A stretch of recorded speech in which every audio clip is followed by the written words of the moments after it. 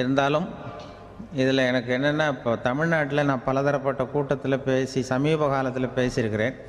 இந்த LKG UKG படிக்கிற குழந்தைகள் முன்னாடி என்ன பேச சொல்லுவாங்க, எல்கேஜி யூகேஜி அந்த குழந்தைகள். அப்போ நான் எப்போ முடிக்கணுங்கிறது எனக்கு தெரியும். ஏன்னா அதுக்கு ஒரு அறிகுறி.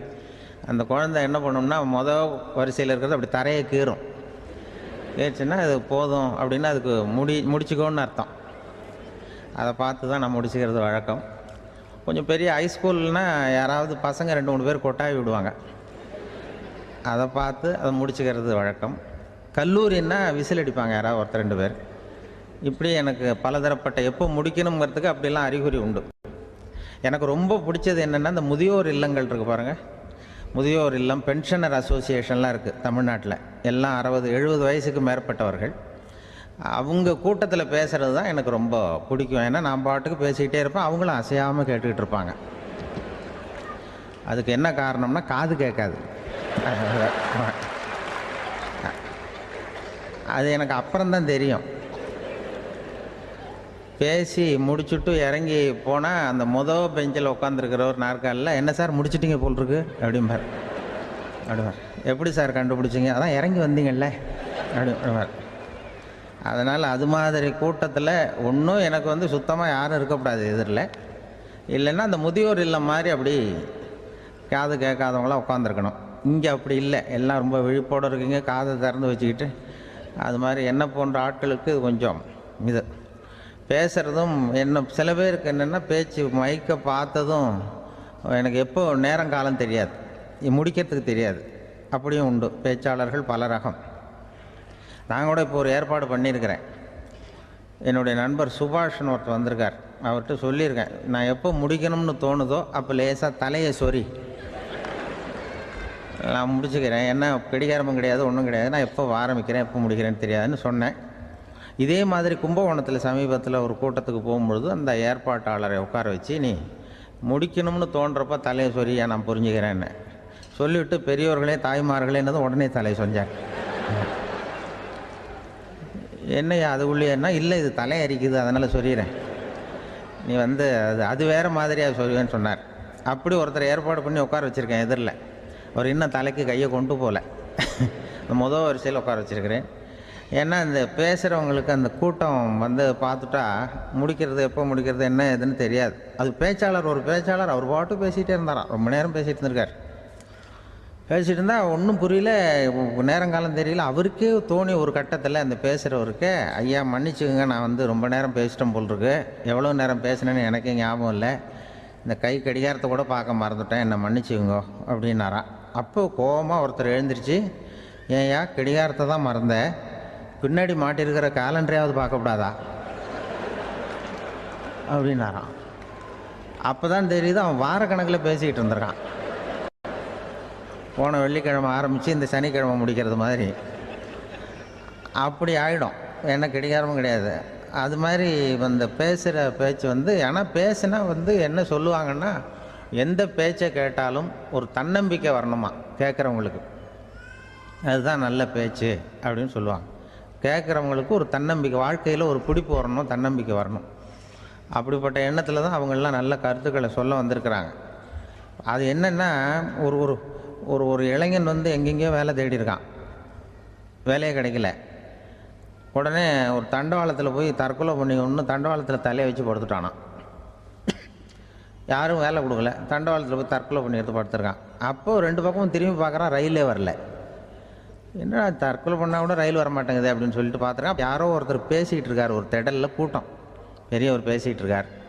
நம்ம அந்த பெரியவர் போய் கொஞ்ச நேரம் அந்த கூட்டத்தையாவது கேட்டுட்டு வருவோம், நீ ரயில் வர்ற பாட்டை காணும், அப்புறம் தலையை வச்சு படுத்துக்குவோம் அப்படி நேராக அந்த கூட்டத்துக்கு போனால் ஒரு திடலில் ஒரு பெரிய மனுஷன் பேசிகிட்டு இருக்கார். தன்னம்பிக்கை, வாழ்க்கையில் இளைஞர்கள் ரொம்ப தன்னம்பிக்கையோடு இருக்கணும் அப்படி இப்படின்னு பேசிகிட்டு இருக்கார். இவன் போய் உட்காந்து கேட்டான். இந்த இளைஞன் 1 மணி நேரம் கேட்டான். 2000 பேர் உட்காந்து கேட்டுக்கிட்டு இருந்தாங்க. உடனே கூட்டம் முடிஞ்சுது, கூட்டம்லாம் கலைஞ்சி போச்சு. அந்த பெரியவர் பேசிக்கிட்டு இருந்தார், அவரை போய் இவன் சந்தித்தான். இளைஞன், ஐயா நான் தற்கொலை பண்ணிக்கணுங்கிற எண்ணத்தோடு வந்தேன், தண்டவாளத்தில் தலையை வச்சு படுத்தேன், ரயில் வரல, அந்த நேரம் உங்கள் பேச்சு குரல் தான் கேட்டுது, நான் உங்கள் பேச்சை கேட்டேன், 1 மணி நேரம் கேட்டேன், கேட்டு முடித்ததுக்கப்புறம் என்னுடைய எண்ணத்தை நான் மாற்றிக்கிட்டேன், நான் இனிமேல் தற்கொலை பண்ணிக்க மாட்டேன் அப்படின்னா. அவர் பேச்சாளருக்கு ரொம்ப பெருமை. இதுதான் ஒரு பேச்சுக்கு அடையாளம், இப்படி தான் இருக்கணும். சரி, அந்த முடிவுக்கு எப்படி நீ வந்தேன்னு கேட்டார். இப்போ உங்கள் பேச்சை இந்த கூட்டத்தில் எவ்வளோ பேர் கேட்டுக்கிட்டு இருந்தாங்க சார் அப்படின்னு கேட்டான். ஒரு 2000 பேர் இருக்கும்பா அப்படின்னார் அவர். அப்போ அந்த இளைஞன் சொன்னானா, ஒரு 2000 பேரை ஒரே நேரத்தில் சாகடிக்கிற நீ உயிரோடு இருக்கிறப்போ நான் எதுக்கு சார் சாகணும்? நான் இது வரைக்கும் யாருக்கும் எந்த கெடுதலும் பண்ணலை, நான் இனிமேல் சாக மாட்டேன் சார்ட்டு போயிட்டானா. அப்படி கேட்குறவங்களுக்கு ஒரு தன்னம்பிக்கை வரணும். அது எப்படியோ வந்தால் போகிறோம். இப்போ எங்கள் பேச்சை கேட்டுவிட்டோம், அந்த ரகத்தில் வந்தாலும் சரி தான். வாழ்க்கையில் ஒரு பிடிப்பு வரணும். அப்படிங்கிறது தான் ஒரு சிறந்த பேச்சுக்கு அடையாளம்னு சொல்லுவாங்க. அப்படி அது பண்ணுறது. இதில் என்னென்னா, இந்த மனிதனுக்கு அந்த சிரிப்பு இருக்குது பாருங்கள், அதை பற்றி சொல்லுவாங்க. நகைச்சுவை குடும்பத்தில் நகைச்சுவை உணர்வு இருந்ததுன்னா குழப்பமே வராதுன்னு சொல்லுவாங்க. இந்த பேச்சாளர்கள் என்னென்னா, சில பேர் தெளிவாக பேசி குழப்புறவங்க இருக்கிறாங்க, குழப்பமாக பேசி தெளிவுபடுத்துகிறவங்க இருக்கிறாங்க. அப்படிப்பட்ட பேச்செல்லாம் உண்டு. குழப்பமாக பேசி தெளிவுபடுத்துறது யாருன்னா சித்தர்கள். நம்ம பழைய சித்தர் பாட்டெல்லாம் பார்த்திங்கன்னா படிக்கிறதுக்கு குழப்பமாக இருக்கும், ஆனால் அது கருத்து தெளிவாக இருக்கும். அதுதான் குழப்பமாக பேசி தெளிவுபடுத்துகிறவரெலாம் பழைய நம்ம சித்தர்கள். தெளிவாக பேசி குழப்புறவங்க இருக்கிறாங்க சில பேச்சாளர்கள். இருக்காங்க. ஒருத்தன் ஆடு மேய்ச்சிக்கிட்டு இருந்தானா, ஒரு ஆடு மேய்ச்சிக்கிட்டு இருந்திருக்கிறான் ஒரு திடலில். அந்த ஆடு மேய்க்கிற அந்த ஆள் ரொம்ப தெளிவாக பேசணும்னு நினைக்கிறவன். அவர்கிட்ட போய் கேட்டிருக்கான். அந்த ஆள்கிட்ட போய் ஒருத்தன் கேட்டான், மந்தையில் எத்தனை ஆடுப்பா இருக்குது அப்படின்னா. அப்போ அவன் சொன்னான், நான் ஆடு மேய்க்கிறேன் சார், எதையும் தெளிவாக கேட்கணும், நீ கருப்பாட்டை கேட்குறியா வெள்ளாட்டை கேட்குறியா அப்படின்ட்டுருக்கான். கருப்பாடு அது ஒரு 50 இருக்குது அப்படின்னா. சரி, வெள்ளாடு எத்தனை இருக்குது அப்படின்னா, அதுவும் 50 தான் இருக்குது அப்படின்ட்டுருக்கான். இன்னும் ரெண்டும் ஒரே ஆன்சர் தானே சொல்கிறான் அப்படின்னு சொல்லி, சரி இந்த ஆடெல்லாம் எவ்வளவு புல் சாப்பிடும் ஒரு நாளைக்கு சார், மறுபடியும் தெளிவாக கேளுங்க, கருப்பாடா வெள்ளாடா? கருப்பாடு அப்படின்னா 10 கிலோ சாப்பிடும். சரி, வெள்ளாடு அதுவும் 10 கிலோ சாப்பிடும். ரெண்டுக்கும் அதே தான் சொல்கிறான். சரிப்பா, இது எல்லாம் எவ்வளவு பால் கறக்கும் இந்த ஆடெல்லாம்? சார் திருப்பி சொல்ல, தெளிவாக கேளுங்க, கருப்பாடா வெள்ளாடான்னா? கருப்பாடு தினம் 5 லிட்டர் கறக்கும், வெள்ளாடு அது 5 லிட்டர் தான் கறக்கும் அப்படின்னா. இப்படியே இவன் தெளிவாக பேசி இவன் என்ன சொல்லிட்டு வரான்னு தெரியல. ரெண்டும் ஒரே ஆன்சர் தான், அப்புறம் எதுக்கு பிரித்து பேசுகிற, ரெண்டும் ஒன்று தாடா சொல்கிறேன்னு இருக்காரு. அப்படி இது ஆரம்பத்திலே கேட்டால் சொல்லிட்டு போகிறேன். ஏன் அப்படி தெளிவாக பிரித்து கேட்குறேன்னா, அந்த கருப்பாடெல்லாம் எதிர்த்த வீட்டுக்காரனுக்கு சொந்தம் அப்படின்னா. சரி, வெள்ளாடு அதுவும் எதிர்த்த வீட்டுக்காரனுக்கு தான் சொந்தம் அப்படின்னா. இப்போ என்ன பேசினா தெளிவாக பேசி குழப்பிக்கிட்டு இருக்கான்னு அர்த்தம். இப்போ எதுக்கு இந்த அறிகுறியை சொல்கிறேன்னா, நான் பேசுகிறது கூட அப்படி தான் இருக்கும். ஏன்னா குழப்பமாக பேசி தெளிவுபடுத்துகிறவர்கள் பின்னாடி வராங்க, அவங்க கொஞ்சம் அவங்க. அதனால் நம்மளால் முடிஞ்ச வரைக்கும் கொஞ்சம் தெளிவாக பேசி உங்களை குழப்பி வச்சோம்னா அவங்க பின்னாடி பார்த்துக்குவாங்க. அதுதான் எனக்கு எங்கள் ஊர்லேயே ஒரு பேர், எங்கள் ஊர் நண்பர்கள் கூட இங்கே வந்திருக்கிறாங்க. எங்கள் ஊரில் இருக்கிறவங்க இந்த ஊரில் வேலை பார்க்குறாங்கங்கிறது எங்கள் ஊர் பக்கத்து ஊர் இப்போ தான் தெரியும். வந்த பிறகு நண்பர்கள்லாம் பார்த்தாங்க, எங்கள் ஊர் பையங்கள்லாம் இங்கே இருக்கிறாங்கங்கிறது எனக்கு இப்போ தான் தெரியும். எங்கள் ஊரில் அவங்களுக்கு தெரியும் எனக்கு பேர் என்னென்னா, எல்லாம் நல்லா செய்வேன், கொஞ்சம் பொய் சொல்லுவேன் அப்படிம்பாங்க. அதுக்கு இப்போவும் சொல்லுவாங்க. எங்கள் ஊரில் ஒரு பெரியவர் கேட்டார், உனக்கு சின்ன வயசுலேயே உனக்கு ரேடியோவில் வேலை கிடைக்கும்னு எனக்கு தெரியும்ப்பா அப்படிம்பார் ஒரு தாத்தா. அது எப்படி தாத்தா உங்களுக்கு தெரியும், அவ்வளோ தீர்க்க தரிசனமாக? ஆனால் இல்லை நீ சின்ன வயசில் கூட ஒரு பொய்யை கூட நிஜ மாதிரி பேசுவேன், அதனால தான் உனக்கு அங்கே வேலை கிடைச்சிது அப்படின்னு சொல்லுவாங்க. அது மாதிரி இந்த பொய் சொல்கிறதுல கொஞ்சம் அதுதான் என்கிட்ட உள்ள குறையை தவிர, கொஞ்சம் பொய் சொல்லுவேன், வேறு மற்றதெல்லாம் தெளிவாக இருக்கும். இதுவே சொன்னாராம். அதாவது கடவுள்கிட்ட போய் புகார் பண்ணாங்களாம். கடவுள்கிட்ட போய் ஒருத்தர் புகார் பண்ணியிருக்கிறார், நீ படைத்த மனுஷன்லாம் பூலோகத்தில் பொய் சொல்கிறாங்க, ரொம்ப எல்லோரும் பொய் சொல்கிறாங்க, நீ படைத்த மனுஷன் சரியா இல்லை அப்படின்னு கடவுள்கிட்ட போய் புகார் பண்ணாங்களாம். அப்போ கடவுள் சொன்னாராம், என்னை யாரும் ஏமாற்ற முடியாதுப்பா, நான் அதுக்கு ஒரு ரிமோட் கண்ட்ரோல் மாதிரி ஒன்று வச்சுருக்கேன், இங்கே பாரு, எதிர்த்தாவில் பாரு என்ன தெரியுது அப்படின்னா பிரம்மாண்டமான செவுரு, அதில் லட்சக்கணக்கான எலக்ட்ரிக் பல்புலாம் சொருவிருக்கு, அதெல்லாம். அப்போ கடவுள் சொன்னாராம், புகார் சொன்னவனை கூப்பிட்டு, இதை பாருப்பா, எலக்ட்ரிக் பல்பு, பூலோகத்தில் நாம் படைத்த மனிதர்கள் யாராவது பொய் சொன்னால் இங்கே விளக்கு எரியும், எந்த ஏரியாவில் எவ்வளவு விளக்கு எரியுது அப்படிங்கிறத பார்த்து நான் கண்டுபிடிச்சிருவேன், நான் படைத்த மனிதர்களை என்னை ஏமாற்ற முடியாது, எவ்வளவு பேர் எங்கே பொய் சொல்கிறாங்கிறது இந்த விளக்கை பார்த்து கண்டுபிடிச்சிருவேன் நான் கடவுள். இப்படி சொல்லிகிட்டு இருக்கும்பொழுது எல்லா விளக்கம் எரிஞ்சுதான். அப்போ புகார் பண்ணவங்க கேட்டிருக்கான், இது ஏதாவது ஒயரிங்கில் கோளாறாக இருக்குமா சார், இது ஏன் இப்படி எல்லாம் எரியுது அப்படிங்கிறப்ப கடவுள் சொன்னாராம், இல்லை இப்போ பொறு, இப்போ வந்து சிங்கப்பூரில் தென்கட்சி சுவாமிநாதன் பேசிக்கிட்டு இருக்காரு, இன்னும் ஒரு 15-20 நிமிஷத்தில் சரியாக போடும் அப்படின்னாராம். அப்படி சொல்லுவாங்க என்னை பற்றி. கொஞ்சம் பொய் சொல்கிறதுங்கிறது, அதுக்காக உங்ககிட்ட வந்து பொய் சொல்ல முடியாது. நான் பொய் சொல்கிறதுனா அந்த முன்னாடி சொன்ன முதியோர் இல்லம் அங்கே வேணால் சொல்லலாம், எதை சொன்னாலும் கேட்க போகிறதில்ல, அப்படி சொல்லலாம். ஏன்னா இப்போ இதில் என்னென்னா, இவங்க ஐயாக்கெல்லாம் இங்கே வந்ததும் பெரியவங்கள்லாம் சொன்னாங்க, முஸ்தபா சார்லாம் சொன்னார், இங்கே வந்து முன்னாடிலாம் எங்கள் மனிதர்கள் எந்த அளவுக்கு இப்போ வந்து ரொம்ப ஆக்கப்பூர்வமாக வளர்ந்துருக்கிறார்கள். முன்னாடிலாம் சினிமா நடிகர்களுக்கு தான் இது மாதிரி கூட்டங்கள்லாம் வரும், சினிமா சம்மந்தப்பட்டவங்களுக்கு இது மாதிரி ஏதாவது நல்ல விஷயங்களை பேசுகிறவங்களுக்கு கூட்டம் வர்றது வந்து ஒரு பெரிய ஆரோக்கியமான அறிகுறி, எங்களுக்கெல்லாம் ரொம்ப மகிழ்ச்சியாக இருக்குது சார்னு சொன்னார். அது இப்போ அதுக்கு தான் வந்திருப்பீங்க, வேறு ஒன்றும் இப்போ எங்கள் முகத்துக்காக வந்திருக்க போகிறீங்க, அப்படி ஒன்றும் கவர்ச்சியான முகமா அதுவும், அதனால் வந்து முகத்தை பார்க்குறதுக்கு தான் வந்திருக்கிறாங்க அப்படின்னு சொல்லி. ஆனால் இந்த ரேடியோவில் நான் கொஞ்ச காலம் வெளியில் தெரியாமல் இருந்தேன். அப்போ என்ன பண்ணுவாங்கன்னா, என்ன வருவாங்க எங்கள் ரேடியோ ஸ்டேஷனுக்கு வருவாங்க, சார் அந்த தினம் ரேடியோவில் பேசுகிறாரு இன்று ஒரு தகவல், அவர் முகத்தை பார்த்துட்டு போகணும் சார் அப்படின்ட்டு வருவாங்க. ஏன்னா இப்போ தொலைக்காட்சியில் வர்றதில்லை. அதில் என்னென்னா, அப்படி ஒரு தடவை வர்றவங்க அடுத்த தடவை வர்றதில்லை.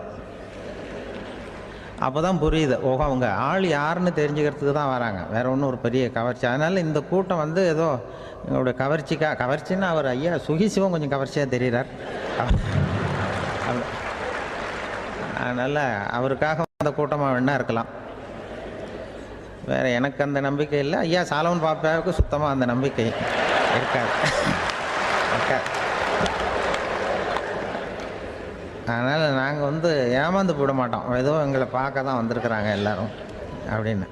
என்ன அவங்களுக்கு கருத்துன்னா, நல்ல குடும்பம் நல்ல மகிழ்ச்சியாக வாழ்வது எப்படி, நல்ல குடும்பத்தை எப்படி நடத்துறது, இது மாதிரி நல்ல கருத்துக்களை ஜனங்கள்கிட்ட பரிமாறிக்கணும்னு இந்தியாவிலையும் தமிழ்நாட்டிலையும் சில நிகழ்ச்சிகளை அவங்க நடத்திட்டு இருக்கிறாங்க.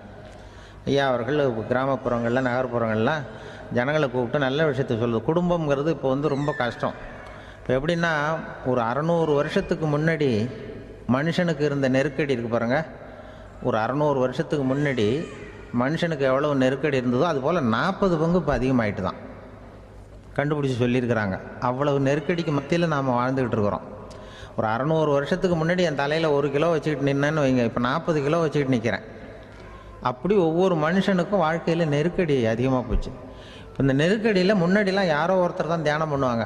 தியானம்னா ஒருத்தர் 2 பேர் காட்டுக்கு போய் தியானம் பண்ணிகிட்டு இருப்பாங்க 600 வருஷத்துக்கு முன்னாடி. இப்போ வீட்டுக்கு வீடு தியானம் நடக்குது. ஏன்னா அந்தளவுக்கு வாழ்க்கையில் ஒரு நிம்மதி வேணும் அப்படின்னு சொல்லி பண்ணிட்டாங்க. அதுக்கு தான் இயற்கை கொடுத்துருக்கிற ஒரு இயற்கையான வைத்தியம்தான் சிரிப்புங்கிறது. இதை பற்றி பெரியவங்கள்லாம் இப்போ ஆராய்ச்சி பண்ணிகிட்டு இருக்கிறாங்க. சிரிப்புங்கிறது நாம் பிறந்து ஒரு 6 மாதத்தில் தான் முதல் தடவையாக விவரமாக சிரிக்க ஆரம்பிக்கிறோமா. நம்ம பிறந்து 6 மாதத்துக்கு, அதாவது முதல் தடவை சிரிக்க ஆரம்பிக்கிறது ஒரு 6ஆவது வாரம், 1.5 மாதத்தில் தான் குழந்தை வந்து விவரமாக சிரிக்க ஆரம்பிக்குது. அப்புறம் அப்படியே சிரிக்க ஆரம்பிக்கிறோமா. அதையெல்லாம் இப்போ கணக்கு எடுத்துருக்குறாங்க. ஒரு குழந்தை ஒரு நாளைக்கு 200 தடவை சிரிக்குதான் ஒரு குழந்தை. பெரியவங்கள்லாம் 15 தடவை சிரிக்கிறாங்களாம். 200 தடவை சிரிச்சுக்கிட்டு இருந்த நாம் அப்படியே குறைஞ்சி 15 ஆகிட்டு. அதனால தான் இருதய நோயெல்லாம் வருது, ஹார்ட் அட்டாக்லாம் வருதுன்னு கண்டுபிடிச்சிருக்கிறாங்க. 200 சிரிப்புக்கு வந்து அது வந்து இயல்புத்தன்மை, மனுஷனுடைய இயல்புத்தன்மை சிரிக்கிறது. அதுக்கு ஜோக்கே தேவைப்படாது.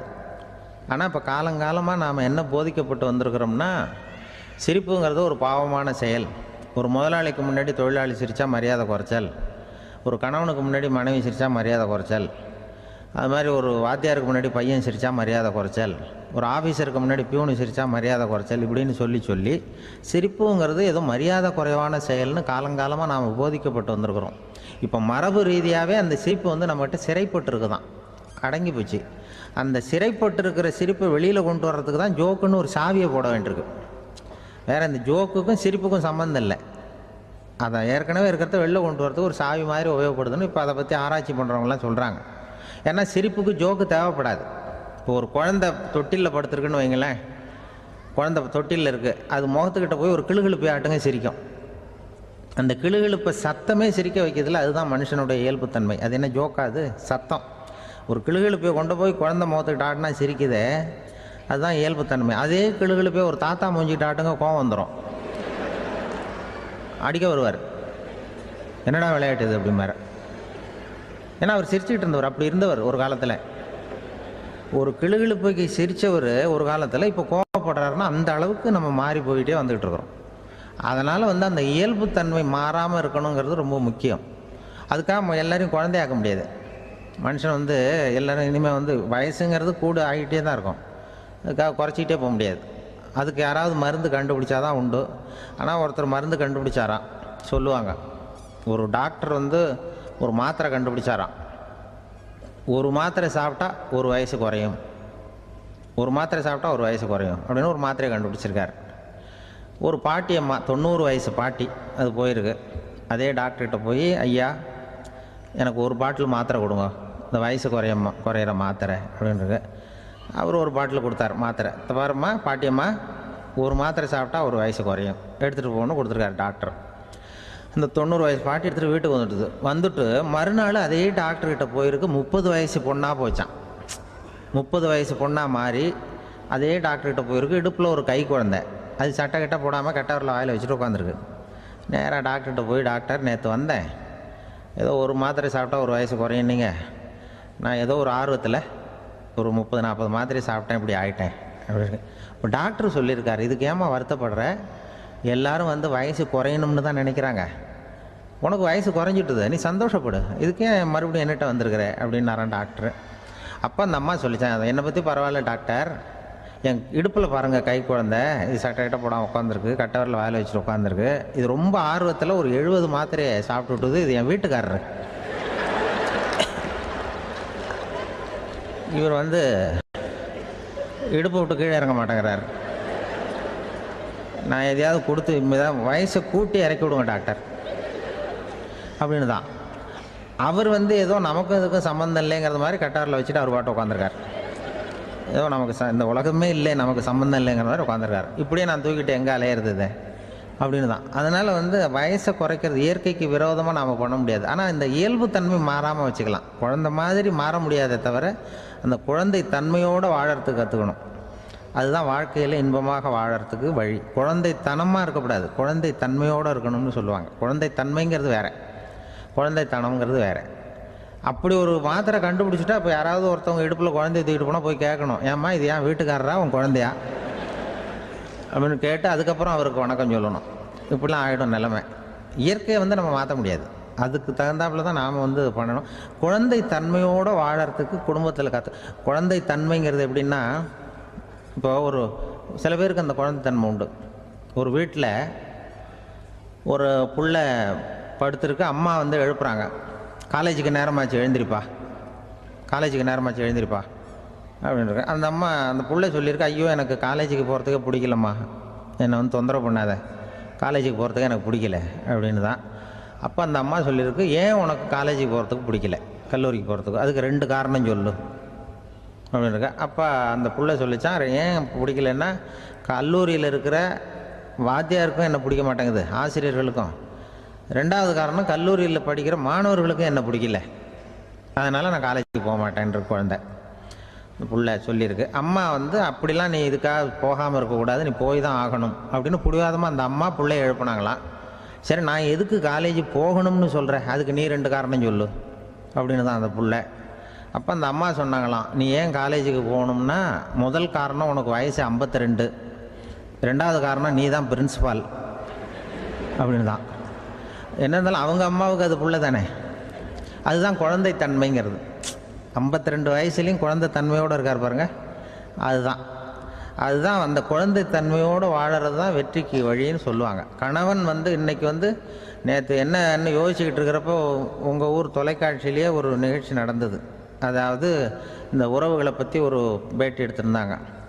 ஒரு அம்மா சொல்லுது, அதாவது கணவன் மனைவியாக இருந்துட்டு அப்புறம் விவாகரத்து வாங்கிட்டு அதுக்கப்புறம் அந்த அம்மா பேசுகிறத நேற்று தொலைக்காட்சியில் போட்டாங்க. அது என்ன சொல்லுதுன்னா, நாங்கள் கணவனும் மனைவியாக இருக்கிறப்போ எங்களுக்குள்ளே சண்டை வந்துக்கிட்டு இருந்தது, இப்போ விவாகரத்து வாங்கிட்டு இப்போ நண்பர்களாக இருக்கிறோம், இப்போ சண்டையே வர்றதில்லை எங்களுக்குள்ளே. அப்படி பாருங்கள், கணவன் மனைவியாக இருந்தப்போ சண்டை வந்து தான், விவாகரத்து வாங்கினது மறுபடியும் நாங்கள் நல்லபடியாக தான் இருக்கிறோம், ஒன்றும் எங்களுக்கு சண்டை வரல. அப்படி இருக்குது இப்போ காலம் போய்கிட்டு இருக்கு. நேற்று அப்படி ஒரு இது என் கூட வேலை பார்க்குறப்போ ஒரு அம்மா இருந்தாங்க. அவங்க எப்போதும் அவங்க வீட்டுக்காரர் படத்தையே வச்சுருப்பாங்க, கையில் பத்திரமா வச்சுருப்பாங்க. அவ்வளவு மரியாதை மதிப்புன்னு சொல்லி நாங்கள்லாம் அவங்கள பெருசாக நினைப்போம். இது எதுக்குமா அவங்க வீட்டுக்காரர் படத்தை பத்திரமா இல்லை கையிலே வச்சுருக்கீங்களே, ஆஃபீஸுக்கெல்லாம் எடுத்துகிட்டு வந்து வச்சு அடிக்கடி எடுத்து பார்த்துக்குவாங்க. அவ்வளவு பிரியமாக அவங்க வீட்டுக்காரர் இல்லை. ஆமாம், எனக்கு வந்து ஏதாவது பிரச்சனை வந்துவிடுதுன்னா உடனே எங்கள் வீட்டுக்காரர் படத்தை எடுத்து பார்ப்பேன். பரவாயில்லையே இப்படி ஒரு இதாக. ஆமாம், இதை பார்த்துட்டு நினச்சிக்குவேன், இதை விட பிரச்சனை வேறு என்ன இருந்துட போகுது உலகத்தில் அப்படின்னு நினச்சிக்குவேன். உடனே எனக்கு எல்லாம் போயிடும் அப்படின்ட்டு தான். அப்படி ஒரு அம்மா இருந்தாங்க, இப்போவும் இருக்காங்க, வேலை பார்த்துக்கிட்டு இருக்காங்க. அப்படிலாம் இங்கே இருக்கிற தாய்மார்கள் பெண்கள் யாராவது அப்படி கூட பண்ணலாம். எப்போதுமே உங்கள் வீட்டுக்காரர் படத்தை கையில் வச்சுக்கோங்க. அது ஒரு யோசனை, குடும்பம் குதூகலமாக இருக்கிறதுக்கு அது ஒரு யோசனை. அதே மாதிரி இவங்களும் அவங்க படத்தை வச்சுக்கலாம், வச்சுக்கிட்டு பிரச்சனை வரும்போது பார்த்துக்கணும். இதை விட நமக்கு என்ன வந்துட போகுது பெருசாக அப்படி தான் இருக்கணும். குடும்பம் வந்து நல்லபடியாக இருக்கணும்னா அதுக்கு இப்போ சொல்லுவாங்க, கடவுளே வந்து ஒரு வீட்டு கணவன் வீட்டு தலைவர் கனவுல வந்தாராம். கடவுள் வந்து இது மாதிரி உன்னை விட்டுட்டு உங்கள் குடும்பத்தை உன்னையெல்லாம் விட்டுட்டு போக போகிறேன்னா, அதனால் ஏதாவது வர வேணும்னா கேட்டு போய் வாங்கிக்கோ அப்படின்னு கடவுள் சொன்னாராம் இந்த குடும்ப தலைவர்கிட்ட. அவருக்கு என்ன கேட்குறதுன்னு புரியல. கடவுள் வந்து விட்டுட்டு போகிறேங்கிறார், ஏதாவது வரம் கேட்டுக்கோ அப்படின்னு நம்ம என்ன பண்ணுறது, என்ன கேட்குறதுன்னு ஒன்றும் புரியல. குழம்பிக்கிட்டு இருந்தான் அந்த ஆள் கனவுல. இப்போ கடவுள் சொன்னாரா, சரி நீ ரொம்ப குழப்பமாக இருக்க, நாளைக்கு மறுபடியும் உன் கனவுல வரேன், அதுக்குள்ளே நீ முடிவு பண்ணி வை, உனக்கு என்ன வரம் வேணுமோ கேட்டு வாங்கிக்கோ, உனக்கு வரம் கொடுத்துட்டு நான் போயிடுறேன், உன்னை விட்டுட்டு போகிறதா நான் முடிவு பண்ணிட்டேன் அப்படின்ட்டுருக்காரு கடவுள். சரி ஒரு நாள் அவகாசம் கொடுங்க, நாளைக்கு நான் அதுக்குள்ளே முடிவு பண்ணி வைக்கிறேன்ட்டு அவர் வந்தார். மறுநாள் முழிச்சுக்கிட்டு மனைவி மகன் மக்கள் எல்லோரையும் கூப்பிட்டார், குடும்பத்தில் எல்லாரையும். இப்படி வாங்க, இது மாதிரி நேற்று கனவுல வந்தார் கடவுள், நம்மளை விட்டுட்டு போக போகிறாராம், என்ன வரம் வேணும்னு கேட்டு வாங்கிங்கோ அப்படின்னு போய் சொல்லிட்டார். என்ன கேட்குறதுன்னா அப்படின்னு அந்த கணவன் கேட்குறான். இந்த மனைவி சொல்கிறாங்க, என் உடம்பு பூரா நகையாக இருக்கணும் அப்படின்னு கேள் அப்படின்ட்டுருக்கு. அதுக்குள்ளே அந்த ஒரு பொண்ணு ஓடி வந்து, அப்படிலாம் கேட்காதப்பா கடவுள்கிட்ட, இப்போ இருக்கிற சொத்து எவ்வளோ இருக்கோ அதுபோல் இன்னொரு பங்கு வேணும்னு கேள் அப்படின்னு. அந்த பையன் வந்து அவன் வேறு சொன்னான், அவன் அது நமக்கு வந்து இது போல் ஒரு 10 பங்காவது வேணும், 2 பங்களா கார் வேணும் அப்படின்னு அவன் ஒரு லிஸ்ட்டை கொடுத்தான். இவர் என்ன கேட்குறதுன்னு முடிவு பண்ணுறதுக்குள்ள அங்கே வேலை செய்கிற அம்மா, ஒரு வயசான அம்மா வந்திருக்கு, வேலை செய்கிற அம்மா. அது வந்து சொல்லிச்சான் இவர்கிட்ட, தப்பாரு கடவுள்கிட்ட அப்படிலாம் கேட்காதப்பா, நாளைக்கு வரும்பொழுது என்ன வர வேணும்னா எங்கள் குடும்பத்தில் எல்லாரும் அன்பாக இருக்கணும் பாசமாக இருக்கணும்னு கேட்டு வாங்கிக்கோ, வரத்தை அன்பு பாசம் குடும்பத்தில் எப்போதும் நிலவணும்னு கேட்டு வாங்கிக்கோ, வேற எல்லாம் நம்ம பார்த்துக்கலான்னு இந்த பெரியம்மா சொல்லிச்சான். மறுநாள் அதே மாதிரி படுத்து தூங்கினார். கடவுள் கனவுல வந்தார். வந்து கேட்கும்பொழுது இவர் சொன்னாராம், ஐயா எனக்கு வந்து எங்கள் குடும்பத்தில் நாங்கள் கணவன் மனைவி புள்ள குட்டி எல்லாம் பாசமாக இருக்கணும் அன்பாக இருக்கணும், இதுதான் எங்களுக்கு வர வேணும் அப்படின்னு கேட்டாராம். இவர் கேட்டதும் கடவுள் வந்து தலையை சொரிய ஆரம்பிச்சிட்டாராம். ஏன் என்ன யோசிக்கிறீங்கன்னு கேட்டிருக்காரு. நீங்கள் அன்பாக பிரியமாக இருந்தீங்கன்னா அப்புறம் ஏன் நான் உங்களை விட்டுட்டு போக போகிறேன், நான் ஏற்கனவே இல்லைங்கிறதுனால தான் உங்களை விட்டு போகலாம்னு முடிவு பண்ணியிருந்தேன். இப்போ நீங்கள் ஏற்கனவே பாசமாக இருந்தீங்கன்னா நான் இனிமேல் போக மாட்டேன், அதனால் ஏன் முடிவை மாற்றிக்க வேண்டியதுதான், உங்கள் கூட தான் இருக்க போகிறேன்னாராம். இப்படி ஒரு கதை சொல்லுவாங்க. அதனால் ஒரு குடும்பத்தில் அந்தந்த உறவு முறைகள் சரியாக இருக்கிற வரைக்கும் எல்லாம் நல்லாயிருக்கும். அங்கே தான் இறைவன் வாழும் இல்லம்ங்கிறாங்களே, அதுதான் அது. அதில் அந்த குடும்ப தலைவருங்கிறவர் கணவன் அப்படிங்கிறதுனால அவருக்கு தான் பொறுப்பு. அவருக்கு நிறைய சகிப்புத்தன்மை வேணும், கோபம் வரக்கூடாது, யார் என்ன சொன்னாலும் போகணும். சில கணவன்மார்கள் வந்து எது சொன்னாலும் மனைவி வந்து தட்டுறதில்லை, அங்கே போனால் போவாங்க, எதுக்கு போக சொல்கிறேன்னு கேட்குறதில்ல, போகிறது, இங்கே வான்னா வர்றது. திருவள்ளுவர் மனைவி இருந்தாருன்னு சொல்கிறாங்கல்ல, அது மாதிரி. அது எப்படின்னா ஒருத்தர் சொன்னார், அது அப்படி இல்லை, அதுக்கு ஒரு கதை சொன்னார். ஹிட்லர் வந்து வந்தாராம் ஒரு தடவை, ஒரு பெரிய கப்பல் மேலே, கப்பலுடைய மேல் தளத்தில் ஹிட்லர் வந்துக்கிட்டு இருக்கார். ஒரு இங்கிலீஷ் கேப்டன் எதிரில் நிற்கிறான். அவனுக்கு பெரிய ஆச்சரியம், இந்த ஆள் எப்படி இப்படி ஒரு தனி மனிதனாக இருந்துக்கிட்டு உலகத்தையே இப்படி இந்த பாடுபடுத்துகிறார் அப்படின்னு சொல்லி, உன்னுடைய வெற்றிக்கு என்ன காரணம்னு கேட்டாராம் அந்த இங்கிலீஷ் கேப்டன். இப்போ ஹிட்லர் சொன்னாராம், என்னுடைய வெற்றிக்கு காரணம் என்கிட்ட வேலை செய்கிற ஊழியர்கள், நான் கிழிச்ச கோட்டை தாண்ட மாட்டாங்க, நான் என்ன சொல்கிறேனோ அதை உடனே செய்வாங்க, ஏன் எதுக்குன்னு எதிர்த்து பேச மாட்டாங்க, அதுதான் என்னுடைய வெற்றிக்கு காரணம் அப்படின்னு சொல்லி அதை நிரூபித்து காட்டுறேன் பார் அப்படின்னு சொல்லி கையை தட்டினாராம் ஹிட்லர். உடனே ஒரு சிப்பாய் எங்கேருந்து வந்து லெஃப்ட் ரைட் போட்டு வந்து சல்யூட் பண்ணி நின்னான். உடனே ஹிட்லர் சொன்னார், நீ அப்படியே இந்த கப்பல் மேல் தளத்துலேருந்து அப்படி கடலில் விழுந்து செத்து போடா அப்படின்னு பொத்துன்னு குதிச்சுட்டான். எதுக்கு சொல்கிறேன் என்ன இதில், உடனே குதிச்சு செத்து போட்டான். இவருக்கு பெரிய ஆச்சரியம் கேப்டனுக்கு. ஹிட்லர் சொன்னார், இதுதான் என்னுடைய வெற்றி காரணம், தப்பார் இன்னொருத்தனை கூப்பிட்றேன் அப்படின்னு தட்டினா இந்த பக்கத்துலேருந்து ஒருத்தன் வந்தான், லெஃப்ட் ரைட் வந்து நின்னா, நீ இப்படி குதிச்சு செத்து போடா அப்படின்னு பொத்தனை குதிச்சிட்டான். எதுக்கு போக சொல்கிறீங்கன்னு ஒன்றுமே கேட்கல, குதினா உடனே குதிச்சிட்டான். அப்போ ஹிட்லர் சொன்னார், இதே மாதிரி என்னுடைய ஒவ்வொரு ஊழியர்களும் இருக்கிறாங்க, நானும் ஊழியர்களை இழக்கிறதுக்கு தயாராக இல்லை, தப்பார் தயாராக இருப்பேன் எப்போதும், தப்பார் இன்னொருத்தரம் தட்டுறேன்னு இன்னொருத்தர் வந்தார். எதிர்த்தாவில் இருந்து ஒருத்தன் லெஃப்ட் ரைட் சல்யூட் அடித்தான். நீயும் குதிச்சு செத்து போடான்ருக்கார் ஹிட்லர். இவனால் பொறுக்க முடியல, இந்த இங்கிலீஷ் கேப்டன் அனாவசியமாக ஒவ்வொருத்தனாக குதிச்சுட்றானேன்னு சொல்லி ஓடி போய் அவனை குதிச்சிட்டான். குதிக்கிறதுக்கு முன்னாடி பிடிச்சி தனியாக எடுத்துகிட்டு போயிட்டான். தனியாக எடுத்துகிட்டு போய் அந்த சிப்பாய்கிட்ட கேட்டாரான் அந்த இங்கிலீஷ் கேப்டன், ஏன்ப்பா அந்த ஆள் குதிக்க சொல்கிறான்னா நீ ஏன் எதுக்குன்னு கேட்கறது இல்லையா, உடனே குதித்து செத்து போகிறீங்களே, இதெல்லாம் என்ன அநியாயம் அப்படின்ட்டுருக்கான் அந்த இங்கிலீஷ் கேப்டன் கையை பிடிச்சிக்கிட்டு. உடனே அந்த சிப்பாய்க்கு கோவம் வந்துட்டு தான், உடையா கையை, இவன்ட்ட வேலை பார்க்குறத விட உழுந்து செத்து போகலான்னு நான் குதிக்கிறான், என்ன அனாவசியமாக எதுக்கியா இருக்க சொல்கிறேன் அப்படின்னு சொல்லி குதிச்சுட்டானா. அதனால் இந்த உடனே சொல்கிறத செய்கிறாங்க பாருங்கள், அவங்கள நம்பக்கூடாது. கணவன்மார்களுக்கு ஒரு எச்சரிக்கை, சொல்கிறத உடனே செஞ்சுருவாங்க மனைவி, நீ அங்கே போனால் போங்க வரணும் அந்த ஹிட்லர் மாதிரி நினைக்கிறாங்கன்னு அர்த்தம். இதுகிட்ட பேசிக்கிட்டு இருக்கிறத விட சொல்கிறத செஞ்சுட்டு போடுவோமே, அப்படி சமாளிக்கிற கணவன்மார்கள் உண்டு. குடும்பத்தில் வந்து அப்படிலாம் இருந்து சமாளிக்கிறாங்க. குடும்பத்தில் ஒருத்தர் அனுசரிப்பு தன்மைங்கிறது ரொம்ப அவசியம். கணவன் மனைவின்னா அனுசரித்து போகணும்னு சொல்லுவாங்க. அதாவது ஒரு கணவன் அதுக்காக தான் அந்த காலத்துலலாம் ஒரு வீட்டுக்கு வந்து மாப்பிள்ளை தேடுறதுங்கிறது ஒரு பெரிய குடும்பத்தை நிர்வகிக்கிற அளவுக்கு ஒரு கணவனாக வரக்கூடிய எப்படி இருக்கணும் அப்படின்னா, அந்த காலத்தில் புலி வேட்டைக்கு போகணும். ஒரு பொண்ணுக்கு மாப்பிள்ளை தேடுறதுன்னா நம்ம தமிழ் பழக்கம் என்னென்னா, காட்டுக்கு போய் ஒரு புலியை வேட்டையாடிட்டு வரணும். அந்த புலி பல்லு அல்லது நகத்தை கொண்டுட்டு வரணும் அந்த இளைஞன். அதை வந்து வீட்டில் கொடுப்பான், அதை தான் கட்டி அதை வந்து இதாக கட்டுவாங்க, மாலையாக போடுவாங்க, தாலியாக கட்டுவாங்க. அதாவது வீரம் இருக்கா பையனுக்குன்னு பார்ப்பாங்க. ஒரு பொண்ணு வேணும்னா நீ முதல்ல வீட்டுக்கு பொண்ணு கேட்க போகக்கூடாது, காட்டுக்கு போகணும், போய் புளியை கொண்டு வா, அதுக்கப்புறம் தான் உனக்கு பொண்ணு அப்படின்னு சொல்லுவாங்க. இப்போவெல்லாம் ஏன் போகிறது இல்லைன்னா, இப்போலாம் ஒருத்தனை வந்து காட்டுக்கு போய் புலிப்பல் கொண்டு வரனா புலி தான் மாப்பிள்ளையாக வரும். அதனால தான் இப்போ போகிறதில்ல யாரும் காட்டுக்கு. அப்போ வந்து பெண்களும் வந்து ரொம்ப வீரமாக இருந்தாங்க. பெண்கள் மூலம் அந்த காலத்தில் எப்படின்னா, முறத்தாலேயே புலியை துரத்துவாங்களாம். நம்ம பழைய பாட்டிலெல்லாம் பார்த்துருப்பீங்க, முறத்தால் புலியை விரட்டினாங்கன்னு வரும் பழைய பாட்டு. ஒரு அந்த அளவுக்கு பெண்களுக்கு வீரம். இப்போ கல்யாணம் ஆகி இந்த காலத்தில் ஒரு கணவனை வந்து விரட்டிட்டு வந்தாங்களாம் முறத்தை எடுத்துக்கிட்டு. ஒரு மனைவி அவன் பயந்துட்டு வெளில ஓடி வரான், பின்னாடி முறத்தை எடுத்துகிட்டு அந்த அம்மா ஓடி வருது. இவனை தனியாக பிடிச்சி கொண்டு போய், என்னப்பா இந்த மனைவிட்டு இப்படி பயந்து ஓடி வரையே, முறத்தால் துரத்துறா இப்படி வரையே அப்படின்னு தான் அவன் அப்படியே தடுமாறிக்கிட்டு, அதெல்லாம் ஒன்றும் இல்லை, அவன் என்னை புலியாக நினைக்கிறா அப்படின்னு ஒரு பெருமையாக சொல்லிட்டானான். அந்த காலத்தில் புலியை தான் முறத்தால் விரட்டினாங்க, இப்போ புருஷனை விரட்டுறாங்க அப்படின்னு சொல்லி. அப்படி அந்த காலத்தில் வந்து கணவனுக்கு ஒரு குடும்பத்தை நிர்வகிக்கிற திறமை இருக்கா, உடல் வலிமை தான் முக்கியம். இப்போ கூட மதுரை பக்கத்தில் ஐயாவுக்கு தெரியும், அந்த இளவட்டக்கல்லுன்னு ஒரு ஊருக்கு ஊர் எல்லையில் கிடக்கும். ஊர் எல்லையில் ஒரு பெரிய கல் கிடக்கும். அந்த ஊருக்கு பொண்ணு கேட்க போகிறவங்க அந்த கல்லை தலைக்கு மேலே தூக்கி காட்டணும், அப்படியே தூக்கி தலைக்கு மேலே வசதி கீழே போடணும். அந்த வலு இருந்தால் தான் நீங்கள் அந்த ஊருக்குள்ளேயே போகலாம், பொண்ணு கேட்கறதுக்கு போகலாம், இல்லைன்னா நீ திரும்பி போக வேண்டியதான். அந்த வலிமை இருக்கா மாப்பிள்ளைன்னு பார்க்குறாங்க, இளவட்டக்கல்லுன்னு பேர். அப்போ என்ன பண்ணாங்கன்னா, ஒரு 1000 வருஷத்துக்கு முன்னாடி அந்த கல்லை தலைக்கு மேலே தூக்கி கீழே போடுவாங்களாம். ஒரு 500 வருஷத்துக்கு முன்னாடி அப்படி கொஞ்சம் தூரம் இடுப்பு அளவுக்கு தூக்கி கீழே போட்டுக்கிட்டு இருந்துருக்குறாங்க.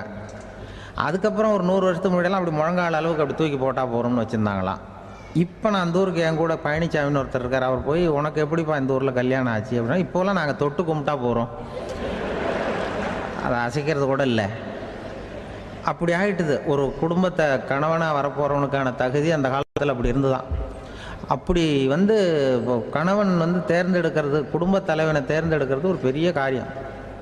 ஒரு பெரிய செல்வந்தர் போட்டி வச்சாராம், ஒரு நீச்சல் குளம், அதில் யார் வேணாலும் குதித்து அந்த பக்கம் போய் கரையேறலாம். அந்த நீச்சல் குளத்தில் விஷப்பாம்புலாம் கிடக்கு. யார் துணிஞ்சி அந்த விஷப்பாம்பு இருக்கிற குளத்தில் குதித்து அந்த பக்கம் போய் கரையேறானோ அவனுக்கு ஒரு 100 ஏக்கர் நிலம் கொடுப்பேன், அது வேண்டான்னா ஒரு 1000 ஆடு கொடுப்பேன், அதுவும் வேண்டான்னா என் பொண்ணை கொடுப்பேன் அப்படின்னு போட்டி வச்சார். அதான் மாப்பிள்ளையை தேர்ந்தெடுக்கிறதுக்கு அவர் ஒரு வழி, நீச்சல் குளத்தில் குதிச்சு கரையேறணும். இப்போ அந்த ஊரில் இருக்கிற இளைஞர்கள்லாம் வந்து பார்க்குறாங்க அந்த குளத்தில் குதிக்கணும்னு. ஆனால் குளத்தில் ஒரே விஷப்பாம்புலாம் கிடக்கு. இது என்ன பண்ணுறதுன்னு பார்த்தா யாருமே குதிக்கிறதுக்கு தைரியம் வரல. திடீர்னு ஒருத்தன் துணிஞ்சு குதிச்சான். படபடன்னு அடிச்சுட்டு போய் அந்த பக்கம் கரையேறிட்டான். கரையேறின உடனே பரவாயில்லையே ஒரு ஆள் வந்துட்டான்னு சொல்லி அவனை அந்த இளைஞனை போய் பிடிச்சிட்டு வந்தாங்க.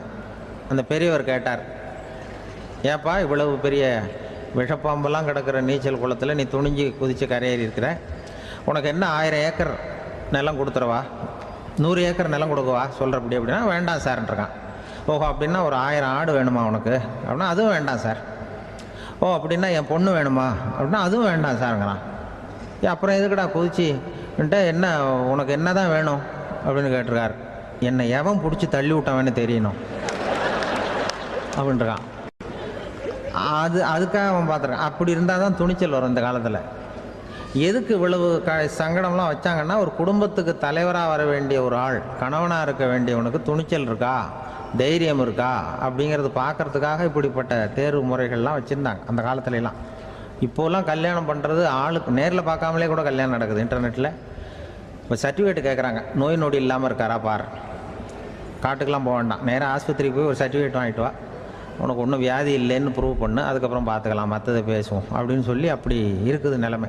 அதனால் குடும்பத்தில் அந்த கணவனாக இருக்கிற வேண்டியவனுக்கு பொறுப்பு அதிகம். ஏன்னா எல்லாத்தையும் அனுசரித்து போக வேண்டியதாக வந்தான். அப்படி தான் இருக்குது. அந்த கணவன் மனைவிக்குள்ளே விட்டு கொடுக்கறது அதெல்லாம் பற்றி நிறைய எல்லாரும் ஏற்கனவே நம்ம புலவர்கள்லாம் பாடியிருக்காங்க. எல்லோரும் சொல்லுவாங்க, ஒரு கணவன் ஒரு குழந்தை பிறந்து தான் ஒரு வீட்டில், அந்த குழந்தைக்கு என்ன பேர் வைக்கிறதுங்கிறது ஒரு தகராறு. இந்த குழந்தைக்கு என்ன பேர் வைக்கிறதுங்கிறதுல தகராறு வந்துடுது. யார்? கணவனுக்கும் மனைவிக்கும். அவன் என்ன சொல்கிறான், எங்கள் அப்பா பேரை தான் வைக்கணுங்கிறான் அவன். இந்த அம்மா என்ன சொல்லுது, இல்லை எங்கள் அப்பா பேரை தான் வைக்கணும் அப்படிங்குது. காலையிலேருந்து சண்டை, தகராறு. எதிர்த்த வீட்டுக்காரன் பார்த்தான், இது என்ன காலையிலேருந்து எதிர்த்த வீட்டில் தகராறு நடக்குது, என்னென்னு போய் கேட்டிருக்கான். என்னம்மா உங்களுக்கு உள்ள தகராறு, காலையிலேருந்து பார்த்தேன் அப்படின்னா, ஒன்றும் இல்லைம்மா, எங்கள் குழந்தைக்கு பேர் வைக்கிறதுல எங்களுக்கு உள்ளே ஒத்து போக முடியல, நான் எங்கள் அப்பா பேரை வைக்கணுங்கிறேன், அந்த அம்மா அவங்க அப்பா பேரை வைக்கணுங்குது, அதுதான் எங்களால் குடும்பத்தில் ஒரு நிம்மதி இல்லாமல் இருக்கிறோம், தகராறு பண்ணிகிட்ருக்கோம் அப்படின்னு நானா. அப்போ எதிர்த்த வீட்டுக்காரன் சொல்லியிருக்கான், எதிர்த்த வீட்டுக்காரன்னு நான் எதுக்கு இருக்கிறேன், நான் பஞ்சாயத்து பண்ணி வைக்கிறேன், இப்போ உங்களுக்குள்ளே என்ன இது பேர் தானே வைக்கணும், ஏன்ப்பா உங்கள் அப்பா பேர் என்ன அப்படின்னு அவனை கேட்டிருக்கான். எங்கள் அப்பா பேர் சீனிவாசன் அப்படின்ட்டுருக்கான். இந்த அம்மாவை உங்கள் அப்பா பேர் என்னம்மா, கிருஷ்ணன் அப்படின்னு சொல்லு. இவன் யோசித்து பார்த்தான், குழந்தைக்கு சீனிவாச கோபாலகிருஷ்ணன்னு பேர் வைங்க போங்க அப்படின்ட்டு போயிட்டான். ஏற்றோட்டுக்கு தீர்த்து வச்சுட்டு போயிட்டான். போனதுக்கப்புறம் இவங்க 2 பேரும் பேசிக்கிட்டாங்க. சரி, இந்த சீனிவாசன் சரி கிருஷ்ணன் சரி, நடுவில் கோபாலம் யார் அப்படின்னு சொல்லி அவனை போய் இழுத்துட்டு வந்தான். எழுத்து வீட்டில் போய் அது யார்ரா, அது இங்கே வா, அது யார்ரா கோபாலன் அப்படின்னா, அது எங்கள் அப்பா பேர், நீ அதை மட்டும் எதுக்கு விட்டு வைக்கிற, அதையும் சேர்த்து வச்சுட்டு போடான்னு. அதாவது குடும்பத்தில் ஒரு கணவனும் மனைவியும் ஒரு சின்ன விஷயத்தில் கூட ஒத்து போகலன்னா இப்படி தான் ஏற்று வீட்டுக்காரன் பஞ்சாயத்துக்கு வருவான். கோபாலன்னு குறுக்க வருவான் ஒருத்தன். அப்படி அந்த அனுசரிப்புங்கிறது குடும்பத்தில் ரொம்ப அவசியம்.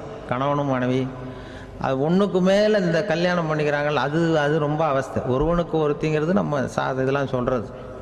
ஒன்றுக்கு மேற்பட்ட திருமணங்கள் சங்கடத்தில் தான் கொண்டு விடும். நிறைய சொல்லுவாங்க. உலகத்திலேயே ஒரு பெரிய இது என்ன தெரியுங்களா, இயற்கை நிர்ணயம் பண்ணுது.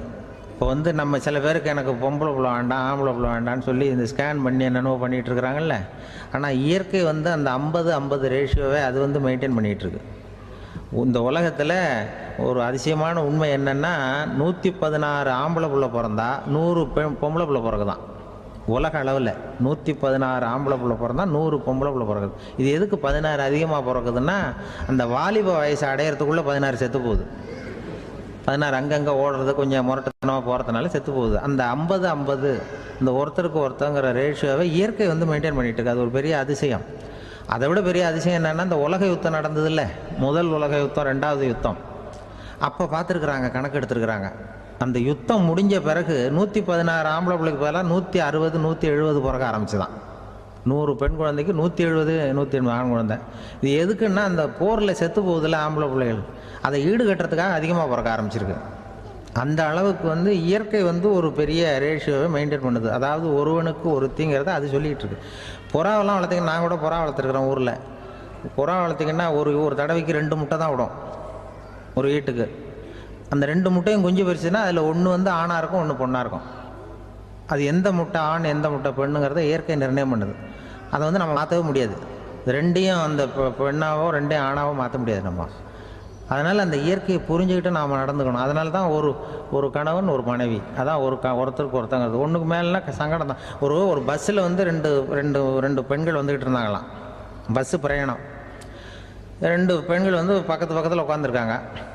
அந்த கண்டக்டரை கூப்பிட்ருக்காங்க, இங்கே வாயா அப்படின்னு அந்த ஒரு அம்மா கூப்பிட்ருக்கு.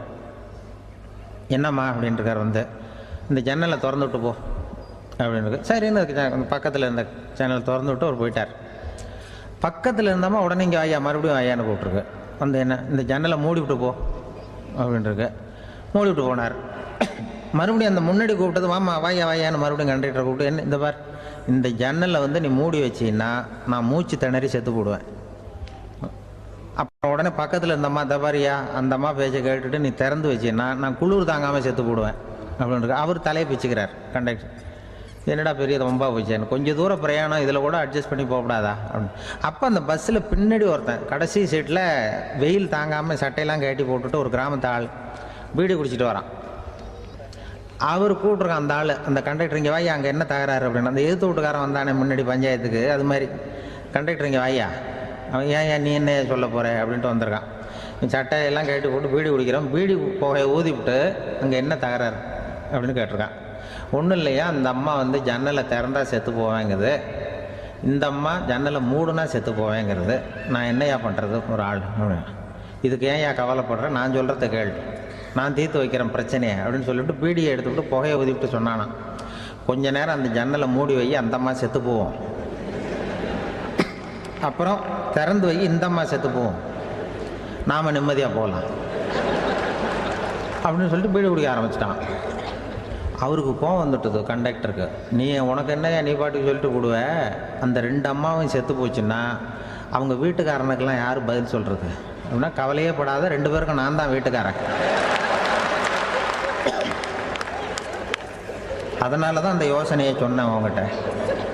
அப்புறம் இதுதான், இந்த ஒன்றுக்கு மேலே போச்சுன்னா அது இயற்கைக்கு விரோதம், இப்படிலாம் ஆகும்.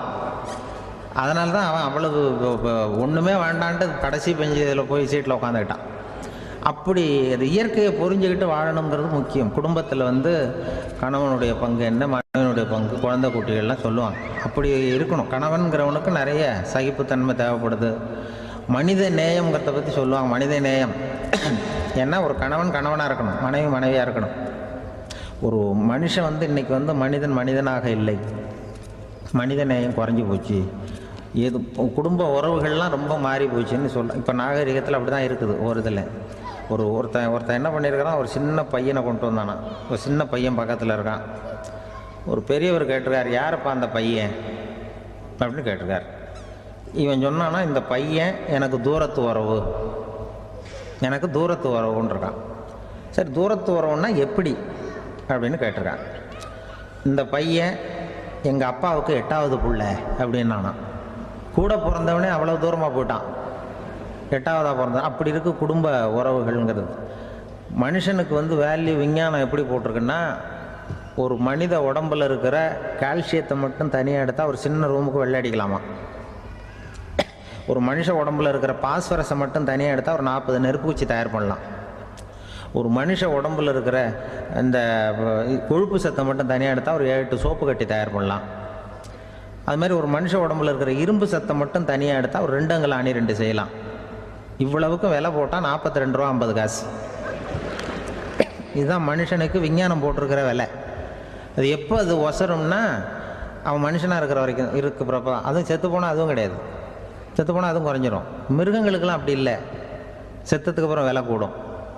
அங்கெல்லாம் எல்லா ஊர்லேயும் பார்த்திங்கன்னா உயிர் கோழி 50 ரூபா, உரிச்ச கோழி 60 ரூபான்னு போட்டிருக்கோம். செத்ததுக்கு அப்புறம் 10 ரூபா அதிகம். மனுஷனை வந்து நீ உயிர் மனுஷன் 42 ரூபா 50 காசு, செத்ததுக்கு அப்புறம் 52 ரூபான்னா நீயே வச்சுக்கிடாது, எனக்கு இது கண்டு போடும். அவன் வந்து எப்போ அவனுக்கு வேல்யூ கூடும்னா, மனிதனாக வாழும்பொழுது தான் வேல்யூ கூடும். குடும்பத்தில் வந்து அந்த பாசத்தோடு வாழணும்னு கடவுள்கிட்ட கேட்டு சொன்னாங்களே, அதுதான். இந்த சமூகங்கிறதும் ஒரு பெரிய குடும்பம்தான். அதனால தான் இந்த நாட்டுக்கு உள்ள பெருமையை எல்லாரும் ஒற்றுமையாக இருந்தால் எதையும் சாதிக்கலாம்ங்கிறது தான் இந்த நாட்டுக்கு உள்ள பெருமை. அப்படி நிரூபித்தோம். அதனால் சமூகங்கிறதும் ஒரு குடும்பம் மாதிரி இருக்கிறது தான் பெருசு. இப்போ சில இதெல்லாம் இப்போ ஜாதி மத வேறுபாடெல்லாம் வந்து நம்முடைய முன்னேற்றத்தை வந்து தடுக்கும். விலங்குகள் வந்து நம்மளோட மேலானது. அதான் ஒரு ஊரில் ஒரு சிவன் கோயில் இருந்து தான். சிவன் கோயிலில் அந்த புறாவெல்லாம் வளர்ந்துக்கிட்டு இருந்திருக்கு. அந்த மாடத்தில், சிவன் கோயில் மாடத்தில் புறாவெல்லாம் கூடியிருந்துருக்கு. உடனே அதுக்கு கும்பாபிஷேகம் பண்ணுறதுக்காக ஊரில் திட்டம் போட்டாங்க. சிவன் கோயிலுக்கு வெள்ளடிக்க ஆரம்பித்தாங்க. வர்ணம் பூச ஆரம்பித்ததும் அதுக்கு சாரம் கட்டுவாங்கல்ல, இந்த குச்சியெல்லாம் வச்சு சாரம் கட்டுவாங்க. உடனே இந்த புறாவெல்லாம் என்ன பண்ணிச்சான், இனிமேல் நம்ம இங்கே வெள்ளை அடிக்கிறாங்க, கும்பாபிஷேகம் வருது, நம்ம இங்கே குடியிருக்க முடியாது, எதிர்த்தாப்புல எங்கே போகலான்னு பார்த்துருக்கு. இந்த உயரம் கோபுரத்தில் இருந்த புறாவெல்லாம் எதிர்த்தாப்புல ஒரு மாதா கோயில் இருந்திருக்கு, சர்ச்சு. அங்கே சில மாடங்களில் புறாவெல்லாம் இருக்குது, சில மாடம் இருக்குது. உடனே நம்மளாம் அங்கே போடும் கொஞ்சம் காலத்துக்குன்னு எல்லாம் புறப்பட்டு இந்த மாதா கோயிலுக்கு போயிடுது. அங்கே போனால் அங்கே இருக்கிற புறாவோடு சேர்ந்து இதுவும் குடியிருந்துகிட்ருக்கு. கொஞ்ச நாள் என்னாச்சு, அங்கே கிறிஸ்மஸ் வந்துட்டுது. கிறிஸ்மஸ் வந்ததும் சரி இங்கேயும் வெள்ளடிக்க ஆரம்பிக்கிறாங்க. நம்ம மறுபடியும் எங்கடா போகிறதுன்னு பார்த்தா அங்கே இருக்கிற புறாவோட சேர்ந்து இதுவும் சேர்ந்து நேராக ஒரு பள்ளிவாசல் இருந்தது. எதுக்கு அங்கே இருக்கிற மாடத்தில் போய் அங்கே குடியேறிட்டுது எல்லாம். அங்கே போனால் அங்கே ரமலான் மாதம் வந்து ரம்ஜானுக்காக அதையும் புதுப்பிக்க ஆரம்பித்தாங்க. இது என்ன பண்ணுறதுன்னு சொல்லி இந்த 3 செட்டு புறாவும் சேர்ந்து என்ன பண்ணிச்சு, எங்கே போகலான்னு பார்த்தா மறுபடியும் அதுக்குள்ளே இந்த சிவன் கோயிலில் கும்பாபிஷேகம் முடிஞ்சிருக்கு. அங்கே போடுவோம் எல்லாருன்னு சொல்லி எல்லா புறாவும் அந்த சிவன் கோயிலுக்கு வந்துட்டுது. அங்கே போய் மாடத்தில் அதை குடியிருந்துட்டுது. அப்போ திடீர்னு ஒரு நாள் பார்த்தா ஒரே கலவரம் பூமியில் எல்லாம் ஒருத்தன் அருவாளை தூக்கிட்டு நிற்கிறான், குச்சி எடுத்து ஒருத்தனை சுட்டுக்கிறான். ஒரே கலவரம், சத்தம், ஒரே மத கலவரம் வந்துட்டுது ஊரில். அப்போ புறாவெல்லாம் மாடத்தில் இருந்துக்கிட்டு ஒரு குஞ்சு புறா அவங்க அம்மாட்ட கேட்டுதான், இது என்ன, இந்த மனுஷனுக்கு என்னாச்சு, அவன் கத்தியை தூக்கிட்டு நிற்கிறானே அப்படின்னு கேட்டுதான். ஒரு குஞ்சு புறா அவங்க அம்மாட்ட கேட்டுதான், அம்மா புறா. இப்போ அம்மா அந்த புறா சொல்லித்தான், மனுஷனுக்கு இப்போ மதம் பிடிச்சிருக்கு, அதான் கத்தியை தூக்கிட்டு நிற்கிறான் அப்படின்ருக்கு.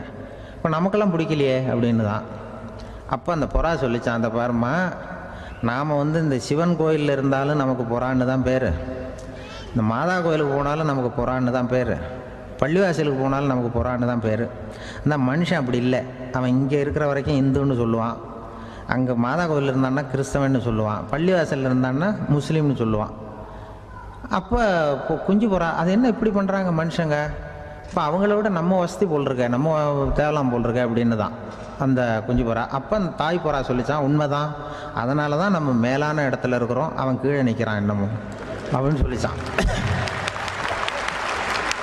இதுதான் அந்த குடும்பம்ங்கிறது, சமுதாயம்ங்கிறது ஒரு பெரிய குடும்பம்.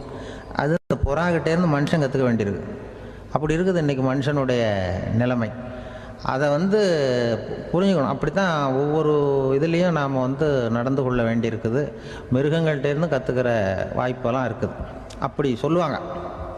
அந்த இதில் வந்து நம்ம குடும்பத்தில் வந்து என்னென்னா, இப்போ இந்த பிள்ளைகளை பற்றி சொல்லுவாங்க.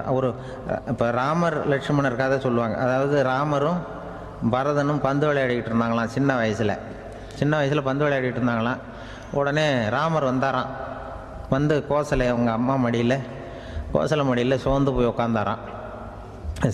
சந்தோஷமாக வந்து உட்காந்துருக்கார். அப்போ அந்த கோசலை அம்மா கேட்டாங்களாம், ஏன்ப்பா அப்படி இவ்வளவு சந்தோஷமாக இருக்கே, என்ன காரணம் அப்படின்னு கேட்டிருக்கார். அப்படின்னு அந்த அம்மா கேட்டிருக்கு.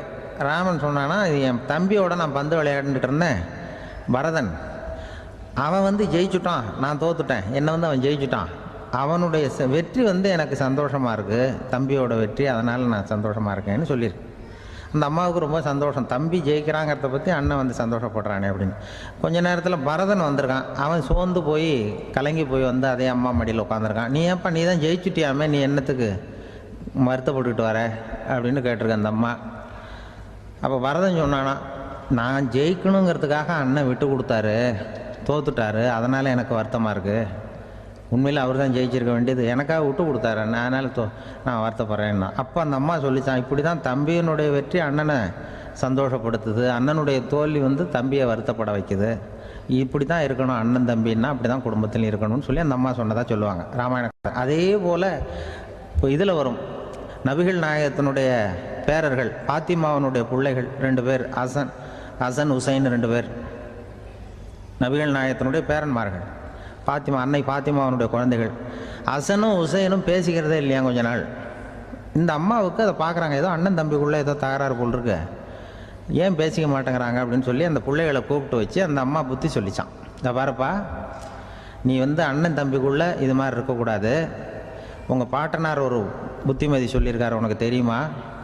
ஒரு முஸ்லீம் இன்னொரு முஸ்லீமோடு 3 நாட்களுக்கு மேல் பேசாமல் இருந்தால் அது அவனை கொலை செய்வதற்கு ஒப்பாகும் அப்படின்னு நபிகள் நாயகம் சொல்லியிருக்கார், தெரியுமா உனக்குன்னு அந்த அம்மா சொல்லிச்சான்.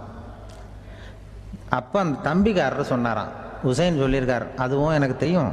அதே தாத்தா பாட்டனார் என்ன சொல்லியிருக்காருன்னா, அந்த 2 பேரில் யார் முதல்ல சலாம் சொல்கிறாங்களோ, யார் முதல்ல முன்னாடி பேசுகிறாங்களோ அவங்களுக்கு சொர்க்கம் கிடைக்கும், இறைவனுடைய ஆசி கிடைக்கும்னு சொல்லியிருக்கிறார்.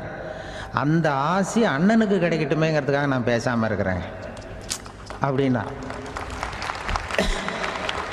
அந்த ராமனும் பரதனும் எப்படி இருந்தாங்களோ அப்படி தான் ஹசனும் உசைனும் இருந்திருக்கிறார்கள். அந்த பாசம்தான் குடும்பத்தில் வேணும்.